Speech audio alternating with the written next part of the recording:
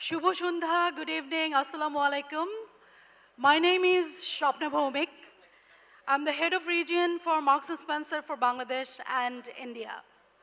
I'm here for a very interesting segment. We have got our honorable chief guest for this evening, Mr. Salman Fazlur Rahman, MP Private Industry and Investment Advisor to Honorable Prime Minister. And this segment is known as, we'll be calling Ask Salman. As I said, we are going to take this country forward for everybody, for the future generation, and for the economy of the country. I would request you, sir, to come and join me on the stage. And I would request the audience to ask the question, what are the challenges that we are going to face? How we can take this country forward? How we can bring ease of doing business?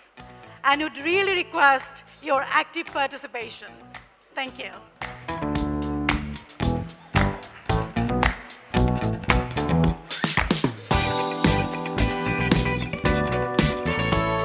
Can I request, I know I spoke to Rubaba Appa, can I request Rubaba Daula Motin to start with the first question, please? Assalamu alaikum. It's an absolute pleasure and honor to have you here, answer a few of our questions. I believe we are all now looking forward to becoming Smart Bangladesh by 2041. And I belong to the tech industry now. I've been in ICT for the last 25 years. And I've seen how we have progressed over the last 12, 14 years. And now going forward for the next 2 decades, there has to be major change and transformation that has to happen. What we are doing over the last few years, we have to transform and do better for the next few years. And hence, my question to you is that, what new initiatives are we expecting from the government where we can also participate from the private sector and work hand in hand to make Bangladesh a developed nation and a smart Bangladesh? Thank you. It's a good question. Actually, I'll answer the question not only on your sector of high tech, I'll do it in general, this thing. I have been saying this for many times, that once we graduate, we will be facing a number of challenges. And actually, I've also said that most of the countries, after graduation, are stuck in what is called the middle income trap. After graduation, there are not that many countries who have been able to get out of the middle income trap and actually become a developed country. So it's, of course, because of the fourth industrial revolution and because of all the way the new technology is progressing at the speed it is progressing, IT is going to play a very important role for us to get out of this thing, but it's a much more wide encompassing things which the government will have to do, and along with the government, the private sector will have to also do. I think basically what will be needed for both the government and the private sector is to start thinking outside the box. That is very, very important. You know, we should come out of the opportunities which the new technology is actually presenting.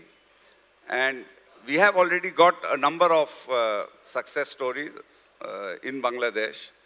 And it's very interesting. Every time, you know, I see, I hear of projects, and even today, the kind of, in your AVs, the kind of initiatives which we saw that are being taken. So this is happening in Bangladesh. I think basically what we need to concentrate on, 2 or 3 things. First, very, very important, which we are already doing so, is our agriculture sector. In agriculture sector, we have to bring in technology. In the agriculture, you see, we are self-sufficient in food, but we have to still become more self-sufficient in food. We should have surplus food. This is the most important. We are a country with a large population. So for us, food security is very, very important. And now we are seeing many different ways. You see, I was quite surprised. The other day in my constituency, I had a farmers' convention. Krishi Samavesh korechilam with the Agriculture Ministry. So, I don't know whether many of you are aware or not that already, as far as the sowing is concerned, 80% of sowing in Bangladesh today is mechanized. Mane aage je langol use kora hotto, ekhon people are not using this. I did not know this. So that mechanization has now come up. And as far as harvesting is concerned, nearly 35% of harvesting now is also mechanized, and it is moving at a very, very fast pace. Now, this is very, very important. This is basic mechanization, which is old technology as far as the Western world is concerned. We are now adopting it. But I think we now have to leapfrog into the new, much more new advanced technologies in agriculture which is coming, using the drones for many, many such things. I won't go into the details, but basically food security and food agriculture is very, very important. We have gone in for crop diversification. And one of the most important things, again, in sticking to agriculture is, you know, now we are growing avocados, we are growing strawberries, all of these things are grown in for fruits, vegetables. We are the third largest producers of vegetables in the world. Now, all of this, using the new technology, if we can do that, and then not only crop diversification, but agro-processing. There's a huge demand for that. And then you have companies like Pran, who have now become a global brand with, so that's happening. It's a multi-billion-dollar company, and it's a global brand as far as agriculture processing goes. So these are the kind of initiatives which have already been taken. We have to build upon this, and we have to move much more forward. So this is one side which is very important, is agriculture. Second is very, very, very important is our export diversification. As you know that we are stuck with 85% is garments. And when I talk about export diversification, even within the garment sector, there is a huge opportunity for export diversification. What happens, I'm taking a long time answering your question because your question was general in nature, so I'm taking time to do it so that I hope that by the time I finish, I would have answered many other questions so that I can limit the questions. I actually have to leave at 9 o'clock, so that's why I'm giving you some more broad outlines of how to move forward.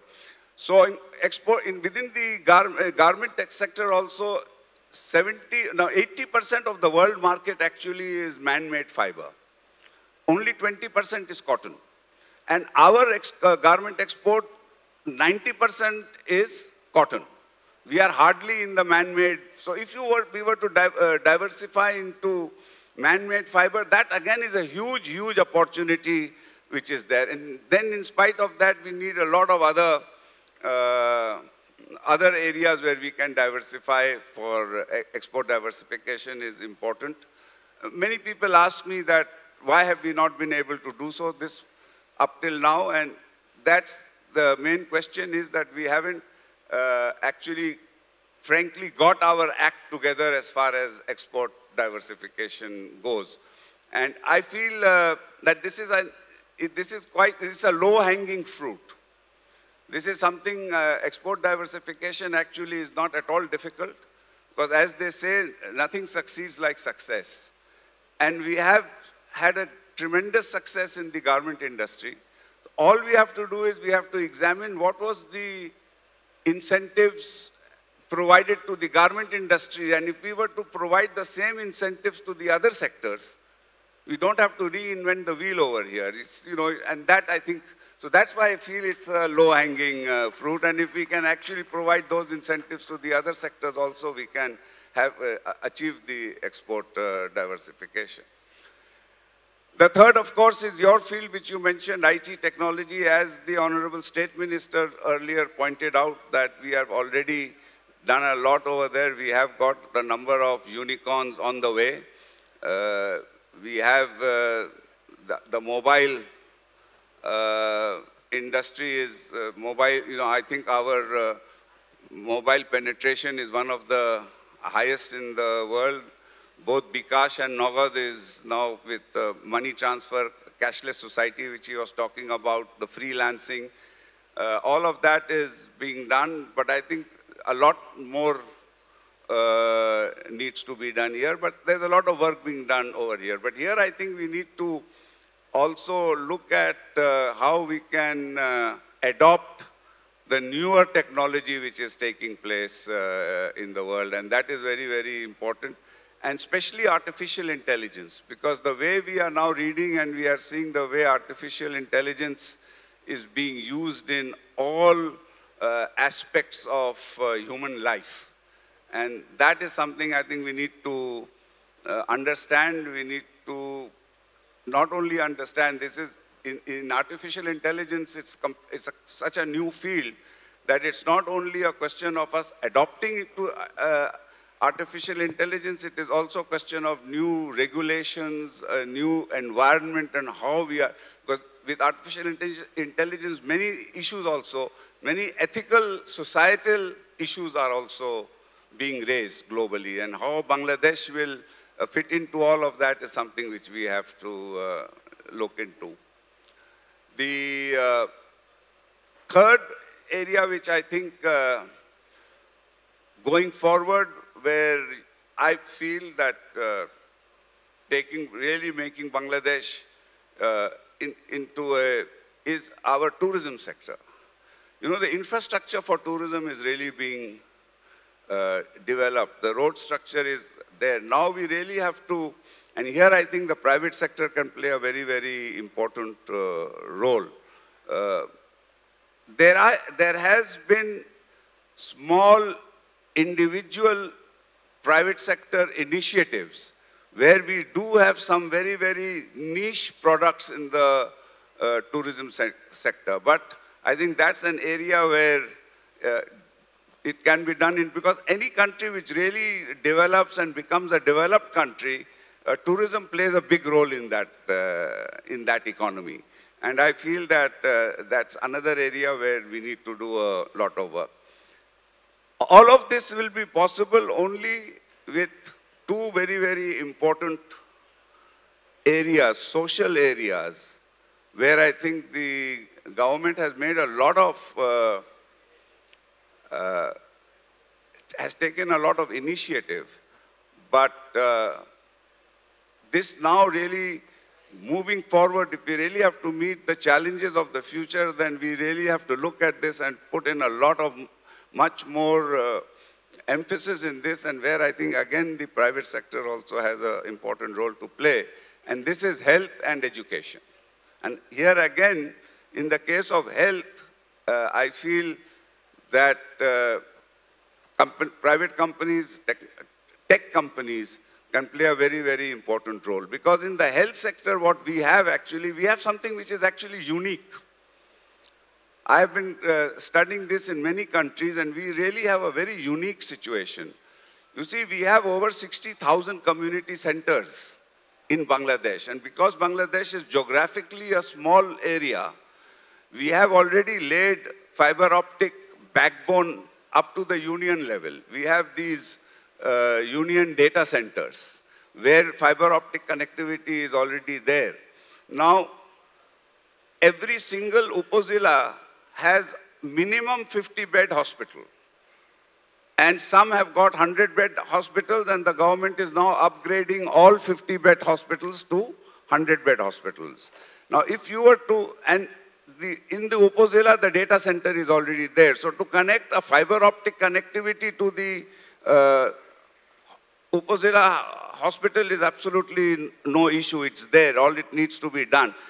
If you can connect that hospital to all the community clinics and using technology, And these kind of softwares are available, and it can also be homegrown software. It doesn't necessarily have to be imported software. I think we have enough innovative, creative software companies within Bangladesh who can find this solution. And then you connect the Upazila hospitals to the Jilla hospitals, and then the Zilla hospitals to the tertiary hospitals in the major metropolitan cities. And then you have an integrated health system where you could really, and that is very, very important if we have to move forward. We have to really provide very high quality health service at low cost to our citizens. And that, I think, is possible. And that's another area where we need to move forward.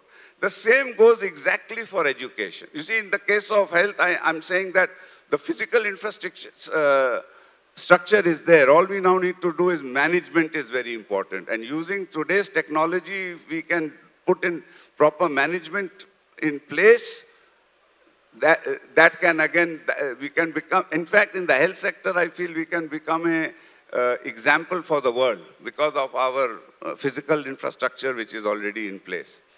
Similarly, in the education sector, we have a huge number of primary schools and secondary schools. The physical facilities are there.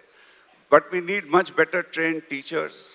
We need better teaching methods, the methodology, and all of that. That's where we need to. And again, here, tech is going to play a very, very important role. We, with the Honorable State Minister, we both visited Uzbekistan, and we saw in Tashkent the model technological schools they have set up.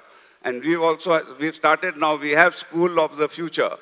We have started School of the Future at the primary level. That program has already started. But these needs to be done, and again, both the private sector and technology has to be integrated to move forward. As far as infrastructure is concerned, the government has already invested a lot in the infrastructure. Last but not least, that question is going to come up from somewhere, so I'm going to answer it before only.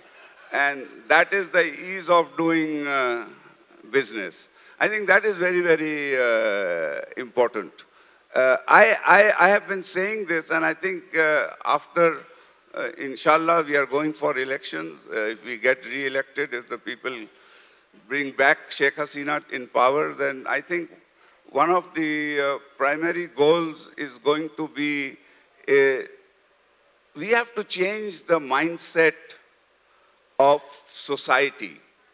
I would not say that just change the mindset of the bureaucracy. This is, you see, just changing the mindset of the bureaucracy is not going to help you. You have to change the mindset of society as a whole. So when people are talking about that, oh, there is a lot of corruption,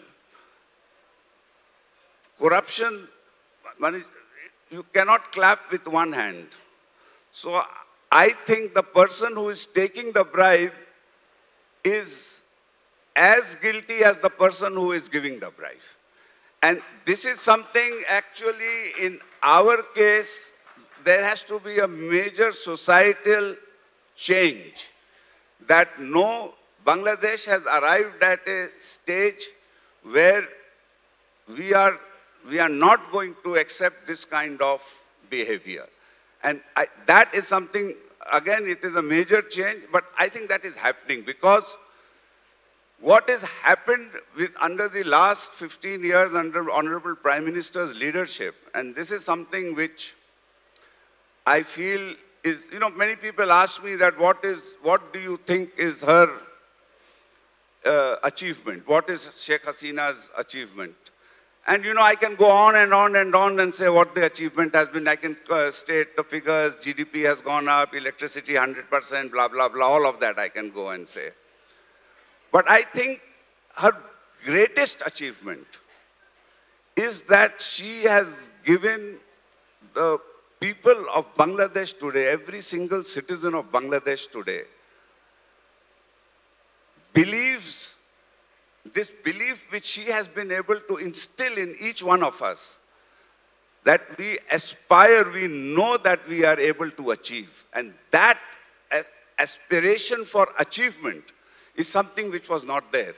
Before this 15 years, it was just a feeling, ঠিক আছে আমি কি করব আমার ভাগ্য আমি বাংলাদেশে আমার জন্ম হইছে আমার ভাগ্য আমি এখন গরিব একটা but এটা এখন change হয়ে গেছে. This is no longer there. This feeling of this aspiration of achievement, this is something which by doing it herself, by showing that it can be done, leading by example, I think this has been instilled in this thing. And now when I talk to the youth, when I talk to the young people, when I talk to young police officers or young civil servants or young private sector people, young doctors or young engineers, they all aspire to do something much more. They are not happy with what they have already achieved. And I think that is what is, in FICCI, I'm sure all the companies which you are there, you are all the time, the CEOs, not only the CEOs, your entire team, your marketing people, your HR people, your manufacturing people, your procurement people, all the time they are thinking, what more can I do? How can I achieve more? How can I become more efficient? This belief which has come that yes, we can do it, this I think is Sheikh Hasina's biggest achievement. Thank you very much. Thank you so much, sir. I think that was very inspiring. And while I was listening to you, one thing is coming in my mind is that all this that we got to do, one thing is so important, that being responsible. Being responsible is going to be the key. And branding Bangladesh. I think each one of us has got that responsibility of branding Bangladesh, all the good things that we have done so far, and how do we do more? As you said that, what more can be done? Thank you, sir. Can I have the next question, please? Good evening, sir. Assalamu alaikum. I'm Bibhavashu Sengupta. I'm the managing director and the country head for Linde Bangladesh Limited. So I actually represent that group of employees and warriors who stood beside the entire country during the COVID times, supplying you oxygen. So we do remember those bad times, but while we have come out of that, I just wanted to once again thank all the employees of Linde Bangladesh who actually stood and helped the entire country come out of that situation. My question to you, sir, is like Linde Bangladesh, many of the other investors would be thinking of probably going ahead and investing in Bangladesh. And while doing that, while we design the new investments, we actually think of what are the existing government policies in place. And we assume that those policies are going to remain status quo during the tenure of our investment plan. So my question to you is, if you can guide us that what is the stability that we can expect while we design the new investments in Bangladesh? Well, actually, one of the reasons for the growth which has taken place in Bangladesh in the last 15 years has been political stability. That is the main issue. Question was that previously we used to have government changes, and with every government change, there used to be change in policy. And that is why the growth did not take place. We had stability, political stability, which led to fiscal stability, which led to policy stability. And I think going forward, again, like I said, that going forward, since we are now going to graduate into a middle income country, we definitely, policy stability is very, very important for any new investment, for existing investment. It is definitely very, very important. Honorable Prime Minister has many, many times stated, I think in fact in her speech yesterday when she inaugurated this event, she mentioned that investment, both foreign and domestic, is very, very important for us to move forward. And so therefore, to answer your question, obviously I think there will be political stability. Of course, we will know in a very short period of time. It's not very long now. It's nearly in 6 weeks' time we will know whether this government is going to come back to power. Obviously, all I can say is that if this government does come back to power, then the political stability, then the policy stability which you are talking about will definitely be there. And I agree with you that it's not only policy stability, it is also a question of predictability. Because when you think of a new investment, any investor would want to be assured of predictable rules and regulations. If these continue to be changed or they are constantly being amended, then of course that is not conducive to investments. So I think to really answer your question is that I can talk to you after 6 weeks. Thank you very much, sir. We would like to have one last question. If anybody wants to volunteer, please. Thanks, sir. My name is Enamul Haq. I'm Managing Director and Head of Corporate Commercial Institution Banking of Standard Chartered Bank. As a country, we are going through a bit of a debacle in terms of financial sector, which knows everyone else. And sir, apnar questionnaire response se bibhinno perspective you have described in terms of the way you look at outsourcing, telecommunication sector, what is this called, tourism, and other factors. And in the industry, you have given a lot of perspective, man-made fibers versus the cotton. So assuming that, it's not a joke, but it's assuming that the government is coming to the power, our Prime Minister is coming to the power on 7th of January election. And you are being given as an assignment as a next finance minister. What would we have done for the next 100 days?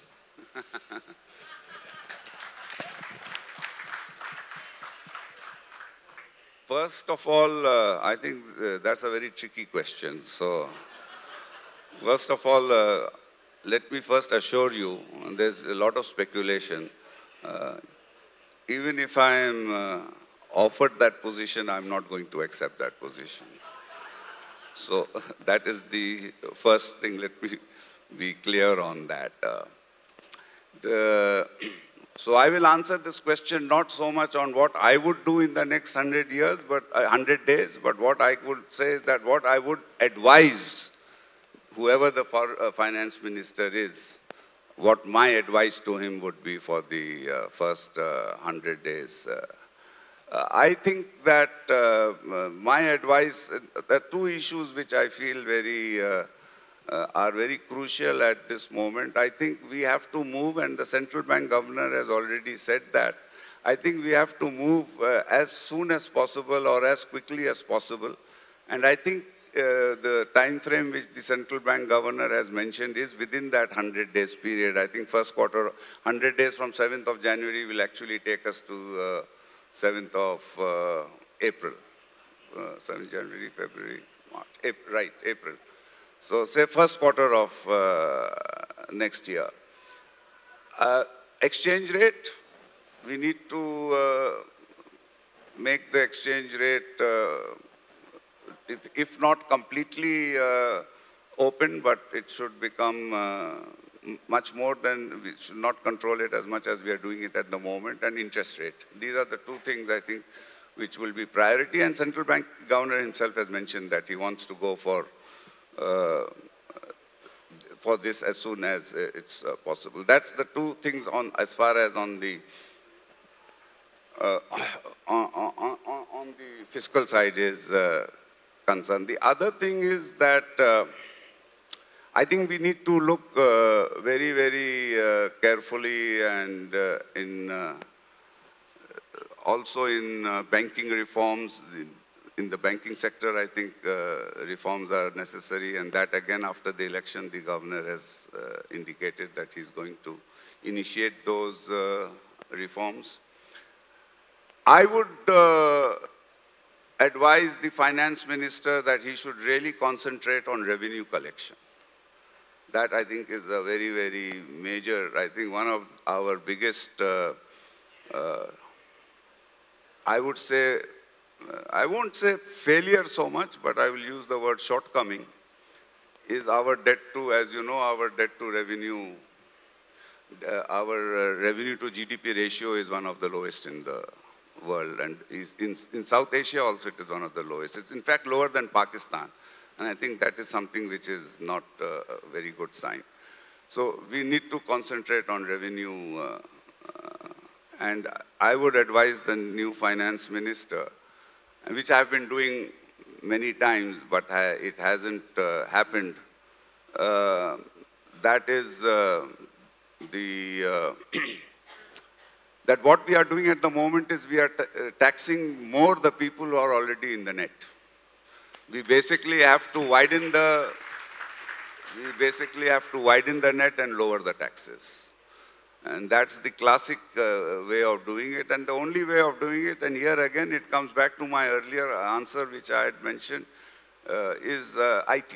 You see, we have to use the technology and the IT which is available today in order to increase our revenue collection. And so that is something which is very important. I would also advise the finance minister to look at our capital market. That again is something which needs a huge amount of work to be done. We have an equity market which is totally dominated by retail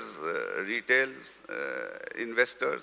We don't have institutional investors. We have made a lot of attempts in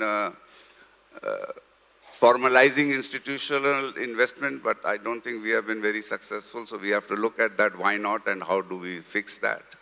And then we don't have a bond market at all. It's a non-existing this thing. So it's very, very, and I've mentioned this many times, that we are one of the few countries in the world where our stock market is only equity-based and there is no debt instruments there. Recently, we've now got some new instruments coming in, but there's hardly any trading.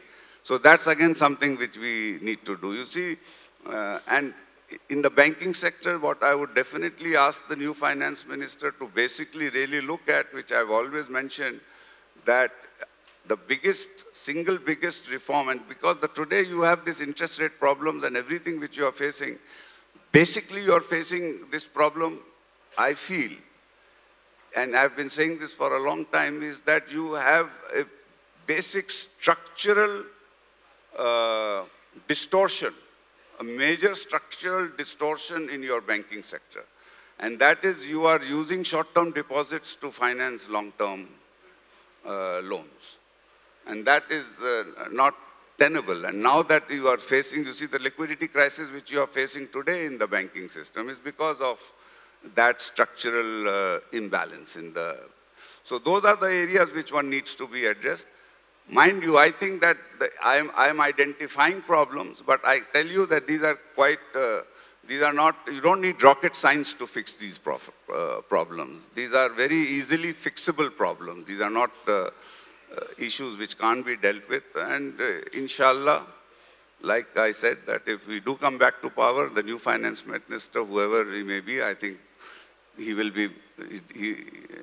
definitely address all these issues. Thank you.